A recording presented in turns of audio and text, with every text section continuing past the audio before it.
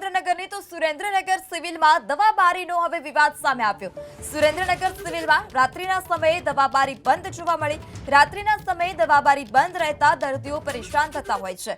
રાત્રિના સમયે દવાની જરૂર પડતી હોય છે, ત્યારે ઘણી વખત સ્વજનો રાત્રિના સમયે ત્યાં મેડિકલ અથવા તો જે દવાબારી હોય છે ત્યાંથી દવા લેતા હોય છે, પરંતુ હવે આ દવાબારી બંધ જોવા મળી છે। સુરેન્દ્રનગર સિવિલમાં રાત્રિના સમયે આ દવાબારી બંધ જોવા મળી।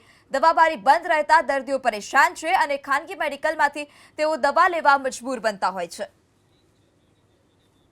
અમદાવાદની ખ્યાતિ હોસ્પિટલ કાંડમાં તપાસનો ધમધમાટ। આરોપી પ્રશાંત વજીરાણીને લઈ પોલીસ પહોંચી ખ્યાતિ હોસ્પિટલ। ડોક્ટર પ્રશાંત વજીરાણીને સાથે રાખી પોલીસે કાર્યવાહી કરી। ઘટના અંગે ડોક્ટર પ્રશાંત વજીરાણીની પોલીસે કરી પૂછપરછ। ઓપરેશન થિયેટર અને ઓફિસમાં પોલીસનું ચેકિંગ।